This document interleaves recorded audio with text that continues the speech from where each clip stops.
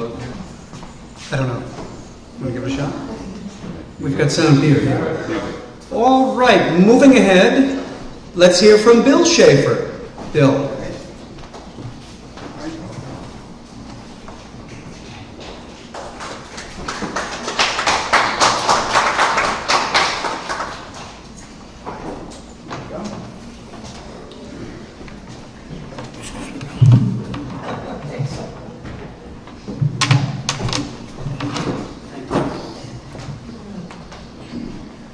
Hi, can you hear me? Yes. Okay. I'm going to read from W.H. Auden, a poem that you're probably familiar with, but maybe you haven't read it in a long time, and I think it's one of the half dozen greatest poems written in the 20th century. It's The Shield of Achilles. Do any of you need to be reminded of the Iliad, or? Okay. The Shield of Achilles. I might have some difficulty seeing this, okay?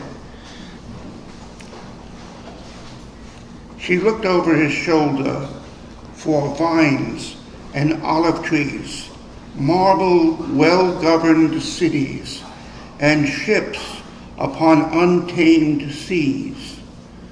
But there, on the shining metal, his hands had put instead an artificial wilderness and a sky like lead. A plain without a feature, bare and brown, no blade of grass, no sign of neighborhood, nothing to eat and nowhere to sit down. Yet congregated on its blankness stood an unintelligible multitude, a million eyes, a million boots in line, without expression, without waiting for a sign. Out of the air, a voice without a face, proved by statistics that some cause was just, in tones as dry and level as the place. No one was cheered and nothing was discussed. Column by column, in a cloud of dust, they marched away, enduring a belief whose logic brought them somewhere else to grief. She looked over his shoulder for ritual pieties, white flower garlanded heifers, libation and sacrifice.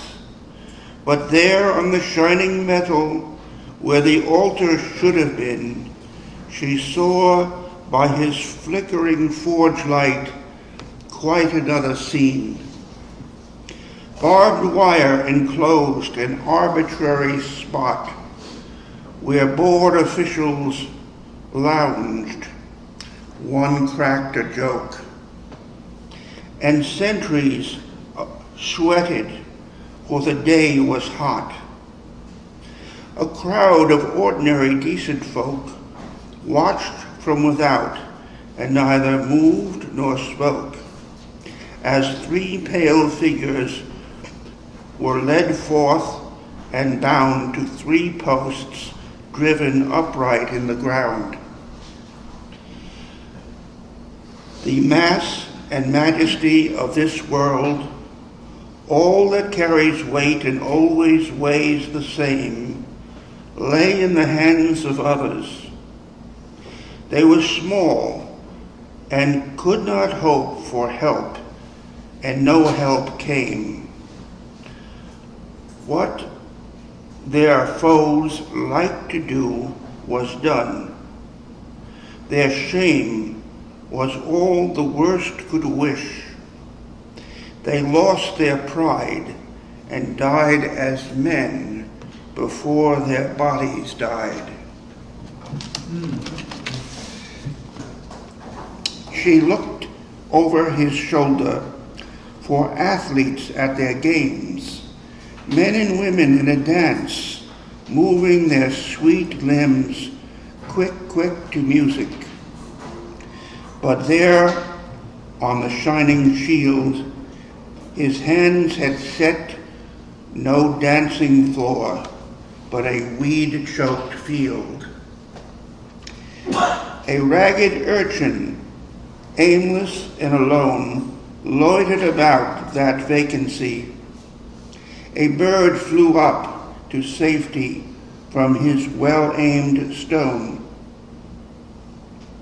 That girls are raped, that two boys knife a third, that were axioms to him who'd never heard of any world where promises were kept or one could weep because another wept. The thin-lipped Omra Hephaestus hobbled away. Thetis of the shining breasts cried out in dismay at what the god had wrought. To please her son, the strong, iron-hearted, man-slaying Achilles, who would not live long.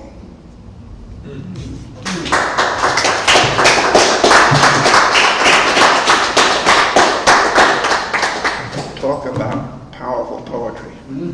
Wow. Thanks, Bill. Okay. Bill Schaefer. We don't hear that poem that often. Thank you. All right. Moving ahead, pay attention to the man behind the curtain, Larry Sansone.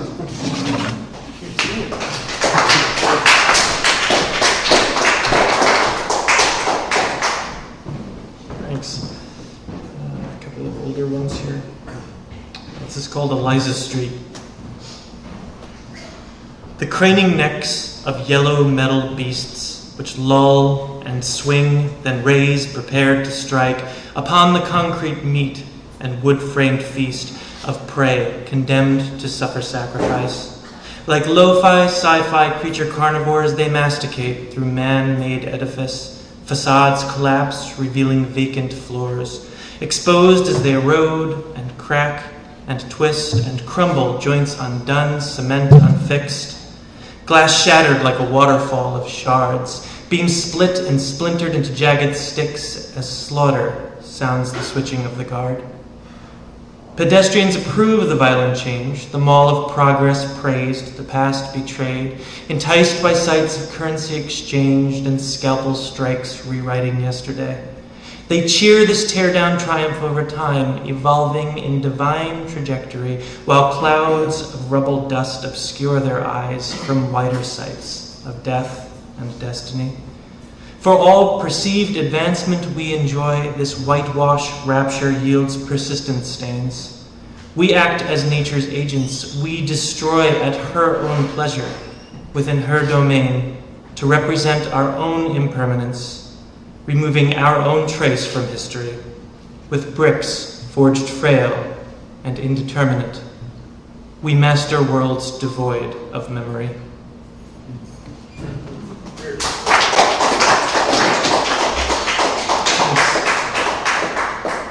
This one's called Wanderlust. With flint strike light, he first ignites the bed of desiccated stems, while muttering in quiet sighs his oft recounted epic tales. And as the sparks embark to march upon their destined turns and bends, their snaps reflect pack-laden steps, as men once wandered winding trails, to unknown climes, through brush and vines, traversing vales of bleeding brooks, emerged from cuts of covered earth. They blaze the trees to charted paths, permitting passage like the parted pages of a secret book, which illustrate the peaceful rage that nature makes convey her wrath. To those invaders of far places, still remote, alone, unseen, though counted known, kept never owned, left uncontrolled and unopposed, bright shining embers, watched, remembered, yet untouched as jewels in dreams, such sights described while painted eyes reflect them as the fire grows. Thank you.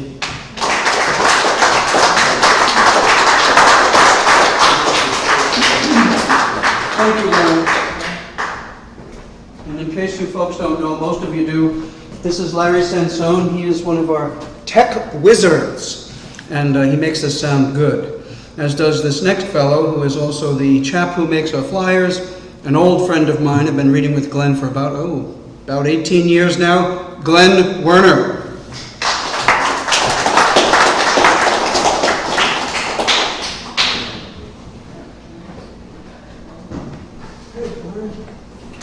Hello.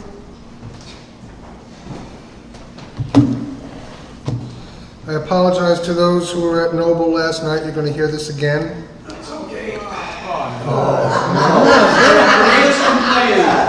See, this is what I love. I come up here to torture people, not to.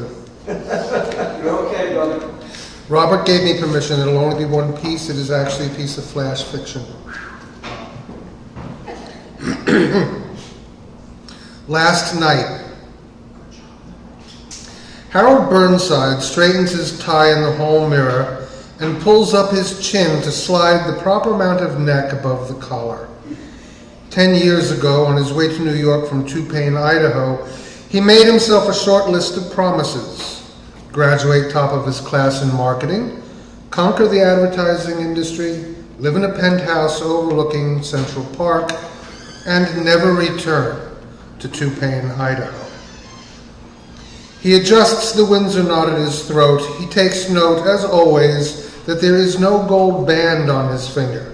It was never on his list, though it is on his never again list, along with several restaurants, 2 film directors, the Staten Island Ferry, Queens, no stopping in the entire borough, and 1 brand of tequila. He picks up a pamphlet he left on the table beneath the mirror in which he now primps. Copies were left in front of every apartment in his building. It is well designed. He wonders who got the account. In excruciatingly tight typography, the front panel reads simply, "Last night /NYC." Printed at the bottom in a smaller font are the words, "Events, official policies, and other helpful information." Harold can't help but snicker, imagining the brainstorming sessions that went into writing its copy. He plans to head downtown to the Whitney Museum. He'd heard that all the museums would leave their doors open, and he felt Edward Hopper's work best fit the occasion. He opens the pamphlet to make sure the reports are true. Under events, it states, "All planned events are tentative and depend upon individual participation by organizers as promised." A bullet list follows. Street performers are welcome on all city streets. Members of the Lincoln Center family of organizations plan to perform in Damrosch Park. Tibetan Ringong singing bowls will be played for meditation at the Central Park bandshell. Tai Chi groups will converge in the sheep meadow. All are welcome. Guided meditation will begin at 8 p.m. in Bryant Park. Please bring your own cushions. Sponsored by the New York Catholic Archdiocese, an impromptu labyrinth will be set up in the Rockefeller Center skating rink. St. Patrick's Cathedral will be open for Mass and confession. Several renowned restaurants will offer free fare where staff is available. For full listing, go to www.lastnightnyc.gov/food. A marathon poetry reading will be held at Poets House. A discussion on conclusions drawn from art and architecture is planned at Cooper Union. A swing dance marathon will be held on the main terminal floor at Grand Central Station. All city museums will leave their doors open to the public. The list continues for another 20 or so events. Harold considers the activities available to him and wonders if the Whitney is his best choice. He quips, "So many exciting things to do." His attention wanders. He thinks about the missed public relations opportunity for his clients, then catches himself. "Fuck that," he says aloud. but can't help playing out some scenarios.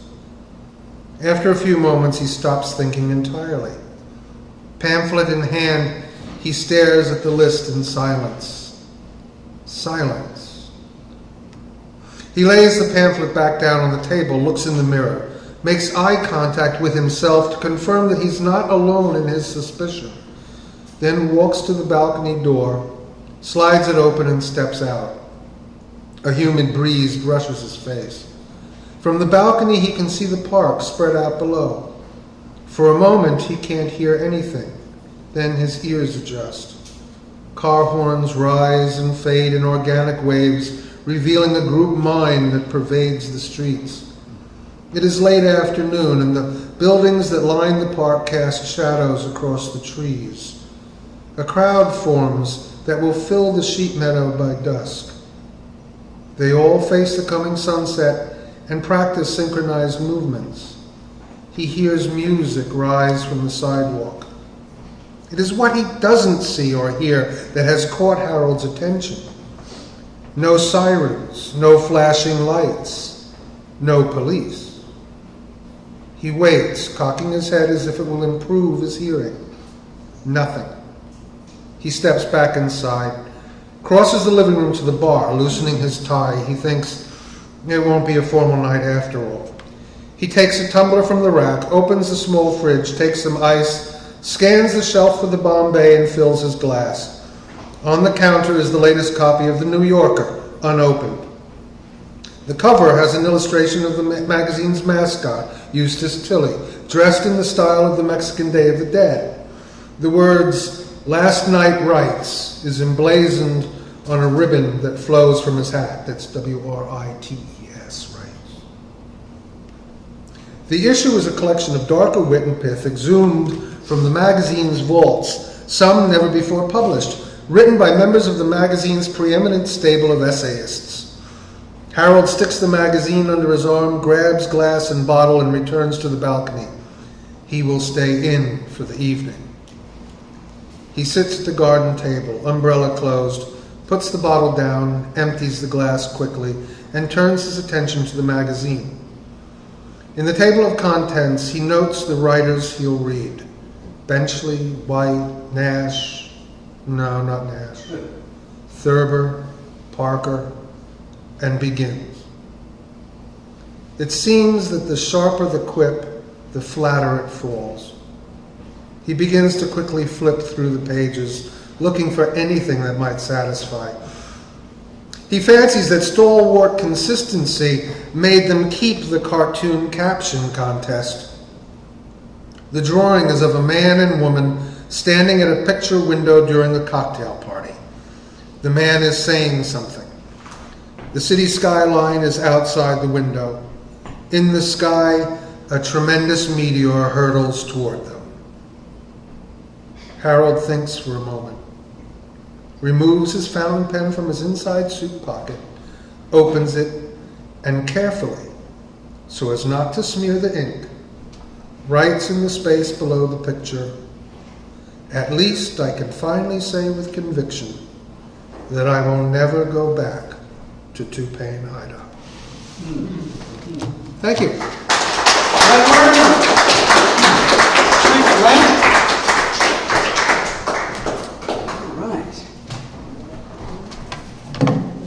Raphael, do you want to? Okay. All right. Raphael Kozak.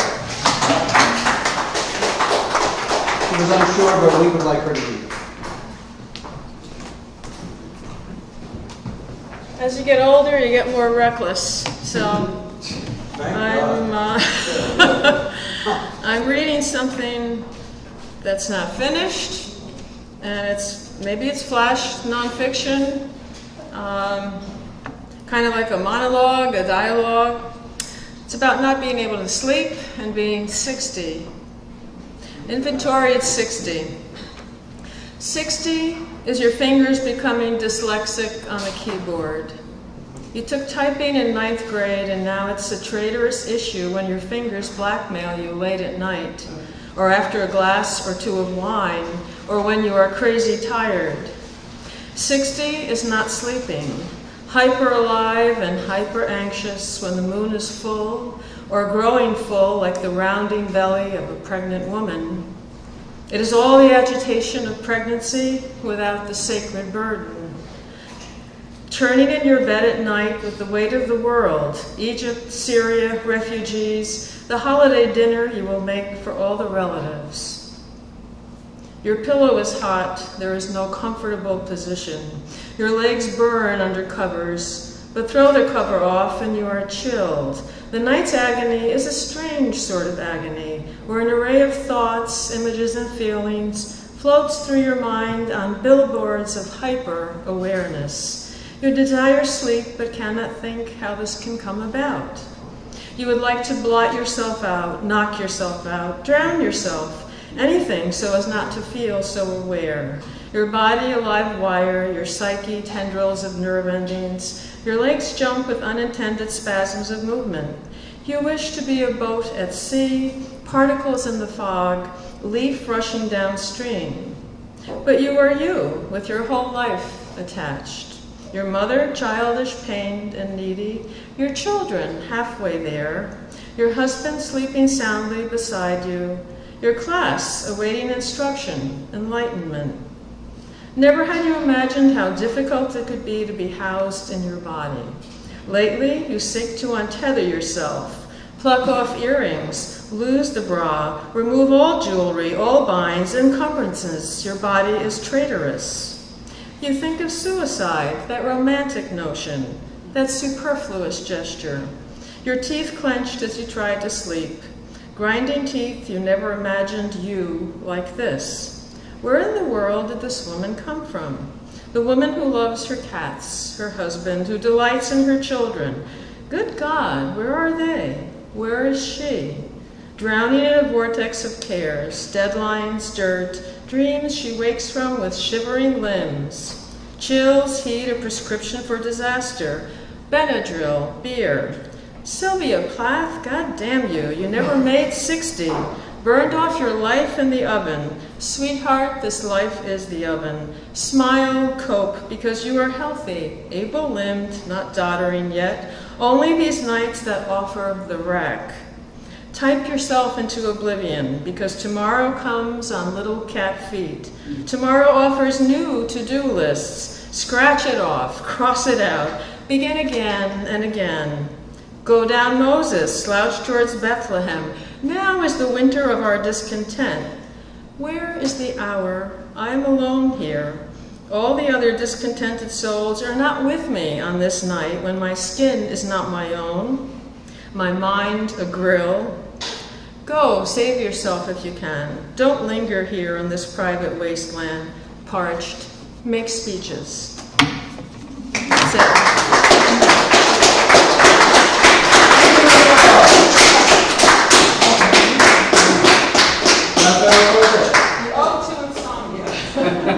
Thank you. Okay. Now this next reader I met about 20 years ago at a place in Wappingers Falls that I hosted a poetry series called the Beatnik Hollow. Imagine, was a real place, but closed down sometime in early '96. He's been a friend of mine for 20 years, Gordon Riggs.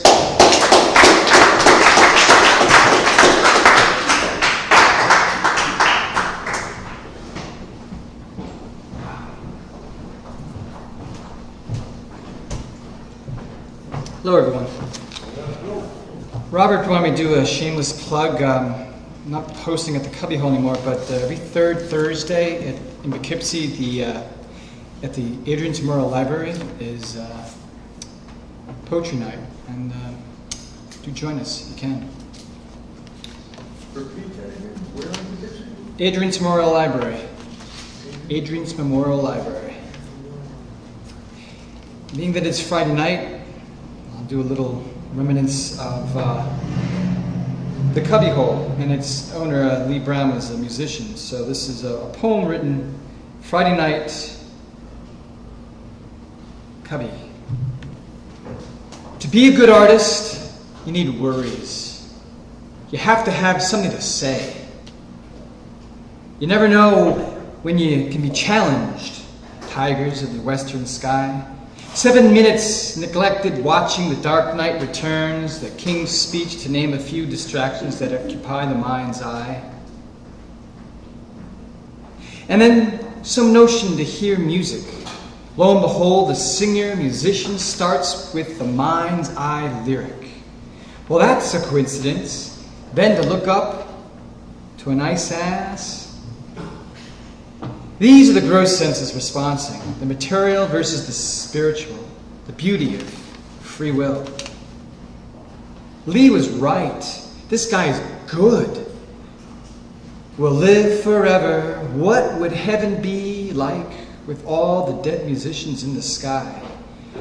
A song for myself, like Whitman's Song of Myself, dark as a dungeon, the world's eyes that seem to see what they want to see. Illusionment or is imprisonment? Fable the lesson, teacher. Settling for that picture imagined. They do say it's worth 1,000 words. This one is for, if you read the papers, our governor's not too kind to those in the teaching profession, law enforcement, and for human service care. And he has a thing called the Justice Center. We call it the Injustice Center. And it's, but I, trying to be a poet of positiveness. So this thing is written, some of my own, and some of it's been anonymously collaborated in good conscience.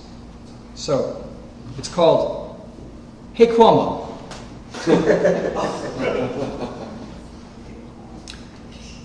Why do they call them safety pins? They ain't really safe. Ever hear of, see and feel a pinprick?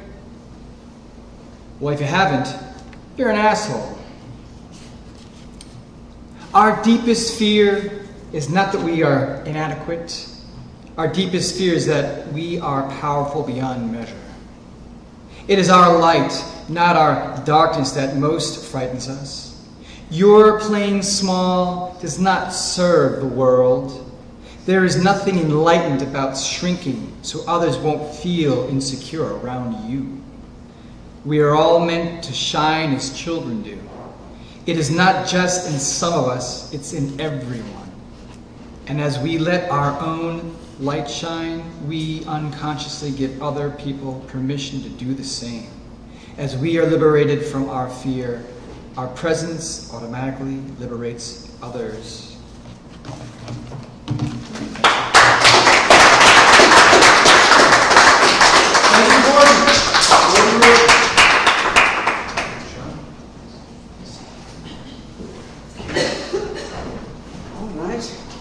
Now, perhaps some of you are sleeping, I hope not, but we're going to finish up soon, by at least 2 a.m.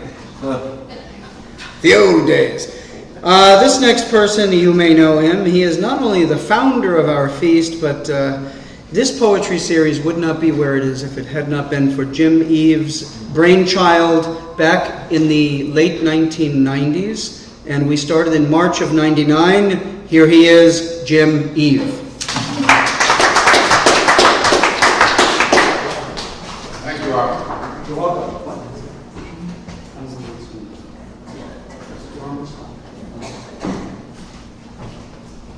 Again, when I come up here, don't blink, because you'll miss whatever it is I read. From Waymark, Voices of the Valley, number 4, 3 poems. First one, Dear Jane, I must leave you now. As seasons change, so must I. Spring melts the snowman. Chilled Amore. Love binds heart and mind in frost-bitten rose petals. Soulmates show their thorns. Pain of a rejected suitor. An errant arrow shreds his unsuspecting heart. Capricious love has other plans. Cupid curses for misfiring his bow. The man despairs. He has no courage to court another, no way to retaliate against love. Thank you very much.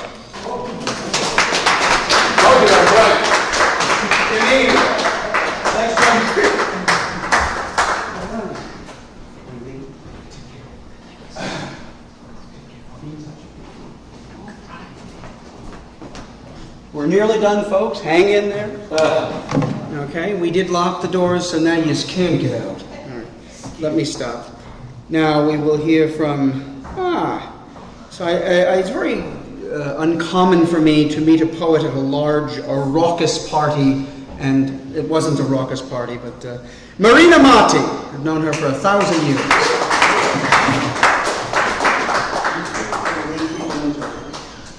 Hurry up, Marina. Hurry up. Where did you sneak in? Could you go faster? Hurry up. To tease me. Notebook, paper, pen. Good job. How original. Come on, sis, let's go. Oh wait, I'll read my new one first. I was thinking about the word solitaire. I'm addicted to playing solitaire on the computer. It's really sad. But anyway, I wanted to write, and I was just thinking of the word solitaire, and I looked it up in the dictionary, as I do. And there's a word that's obsolete, solitarian. So I wrote about that. I was placed in one of those. What'd you say?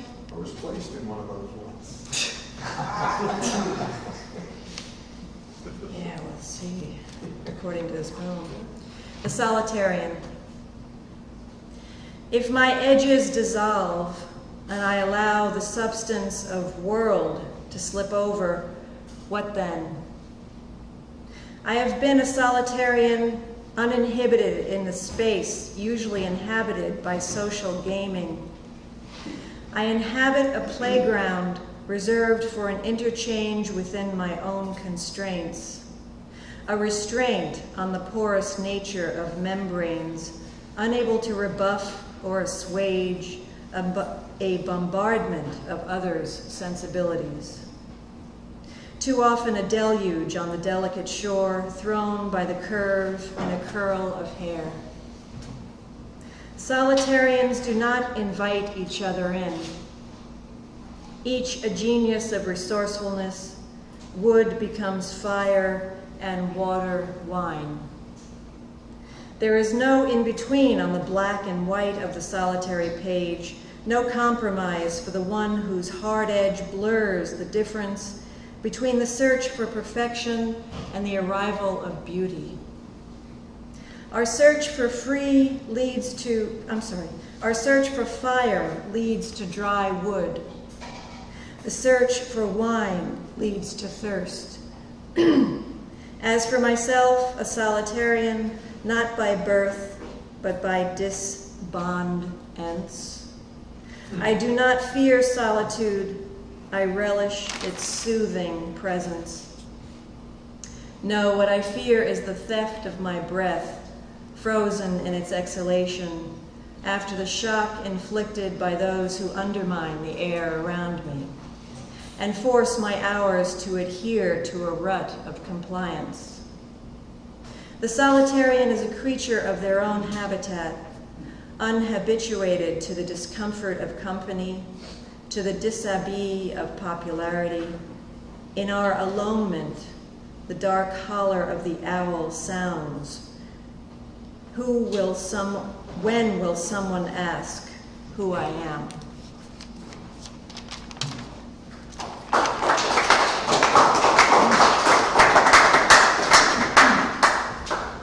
It's in the works, so. And I'm a follower of Vallejo, and he makes up words, and I do too. This you may have heard before, but it's revised and expanded. Mother Christ. Earth is Christ, we are her thorns. I'm tired tonight. Okay. Earth is Christ. We are the thorns that make her bleed. Indebted to the seventh day, our resources, heart, muscle, bone, are plundered by purity. Earth is Christ, the Antichrist is us, driving the asphalt labyrinth in search of a remedy for exhaustion. Hell is on our brow.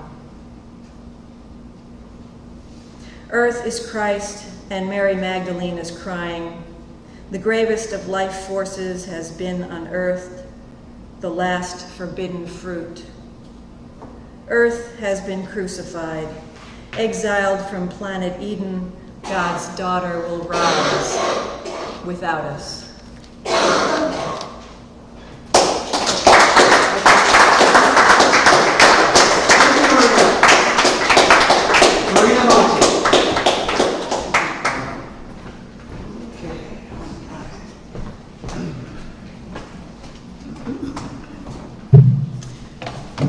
Tis a long way up to the podium. Joseph Hader.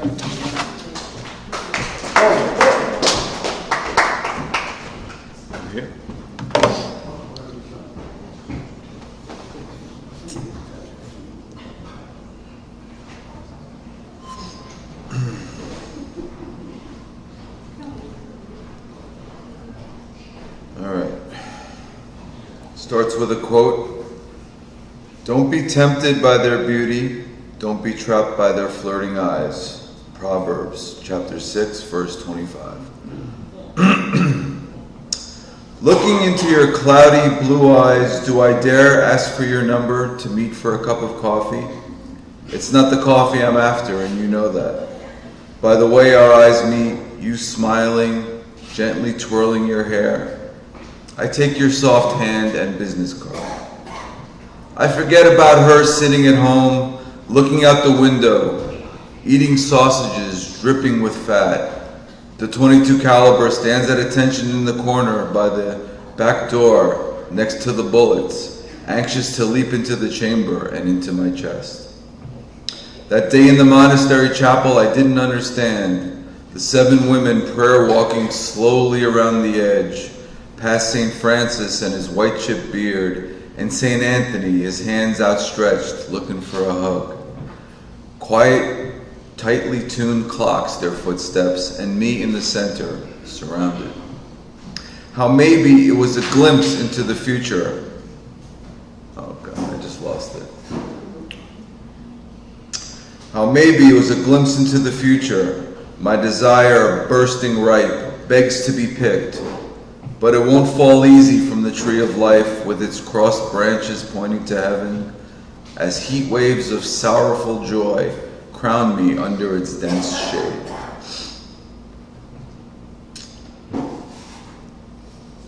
I've seen a million trains leave the station without me. The passengers wave their stark white handkerchiefs in farewell and bon voyage. Their arrows fall on my heart as I watch it all unravel, helpless. So slow to turn into the wind and fly, but like a river rock, battling the current and brutishly deflecting the splash around me. It's like the note I left you that said, I'm sorry for the way I acted yesterday. I was wrong. You could probably fill the Empire State Building with my notes, but still they come, taped to your car door, the bathroom mirror, the refrigerator, as true as the weather. Thank you. Thank you.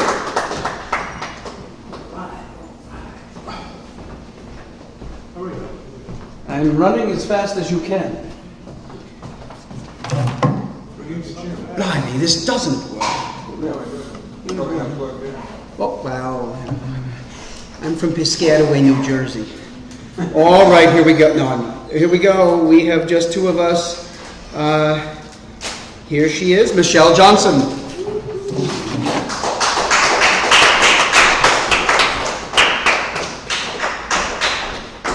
You were made for this, you know it.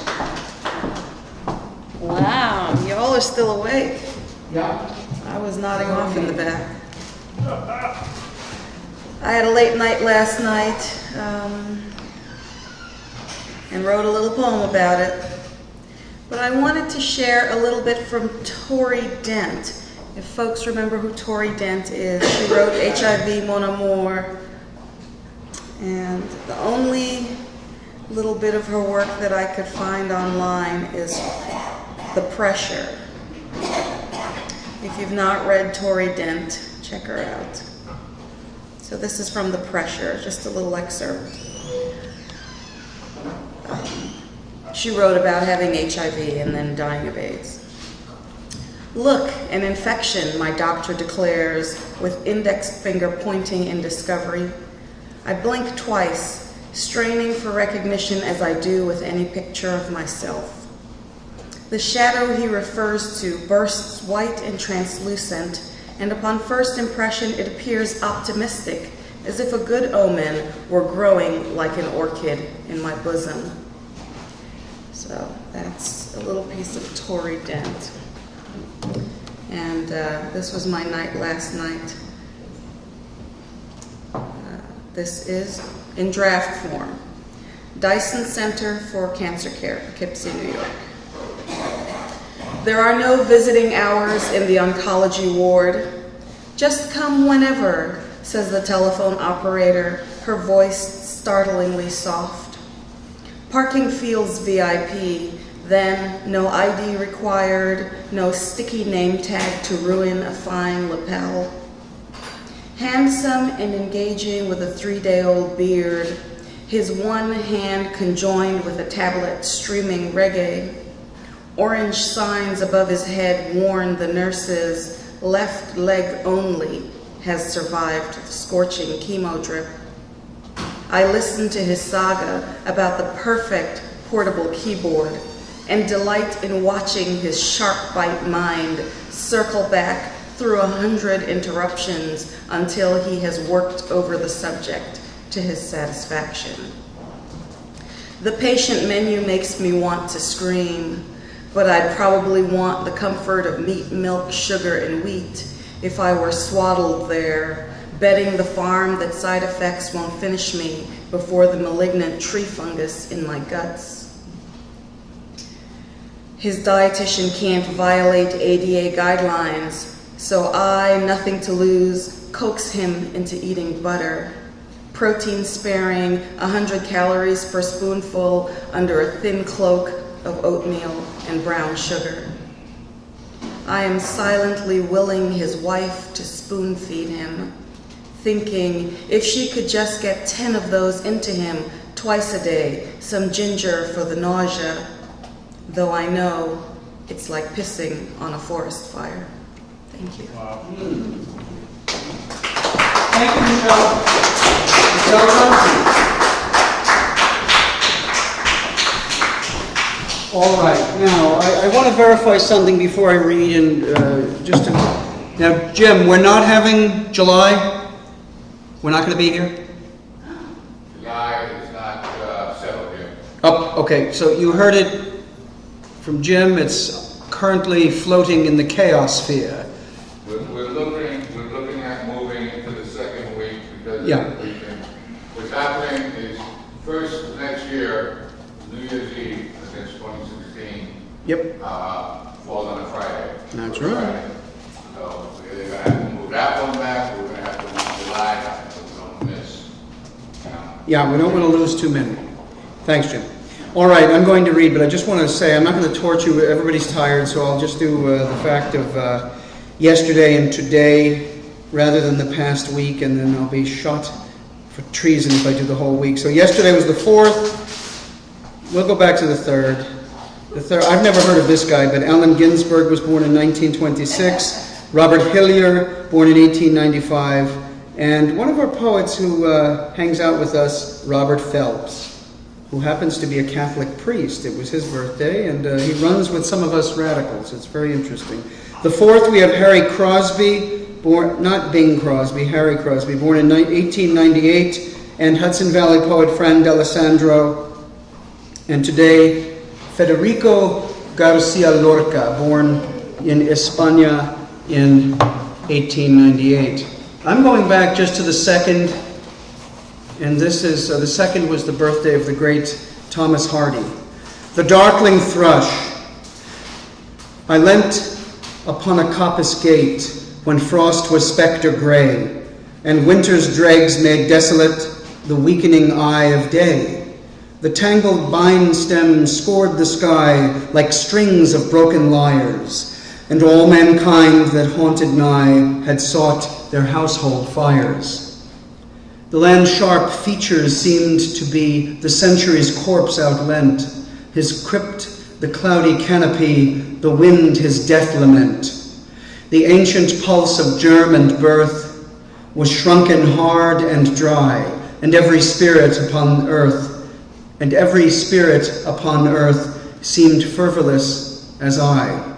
At once a voice arose among the bleak twigs overhead, in a full-hearted evensong of joy illimited. An aged thrush, frail, gaunt, and small, in blast beruffled plume, had chosen thus to fling his soul upon the growing gloom. So little cause for carolings of such ecstatic sound was written on terrestrial things afar or nigh around, that I could think there trembled through his happy good-night air some blessed hope whereof he knew and I was unaware. Thomas Hardy. So you should read him and his novels. You should go over to Downing Center, the film center over in Newburgh, and check out the latest Far from the Madding Crowd. It's quite good. I just saw it. A little bit different from the 1967 version that had Terence Stamp and Julie Christie, but this one's pretty good. All right, this took me a while to write this, but where's Gordon? Do you remember up in Ulster County when I hosted the poetry series on the commune out in the middle of nowhere? You went there. Yeah, there you go. Yeah, the Peg Leg Bates Resort. Yeah, it was turned into a damned commune. This is Luna Moth. We found a Luna moth on wet pavement just outside the gas station. May was the woman I worshipped. She gave us the ferry. I rescued the sprite from car tires. I brought a box of chocolate chip cookies to the commune, where we attended a poetry series out in the middle of nowhere. An urchin who thought he was a cultural czar ate most of the cookies. It rained later, and May Fogg was a green spirit of nurture, ephemeral vitality, just before the oppressive kitchen of dog days. Luna, apple dust and blossom breath, she was worth more than a parking lot, more than whitewashed bricks of a gas station, cigarette miasmas and petrol fumes choking us. We waited as she stirred in my hand.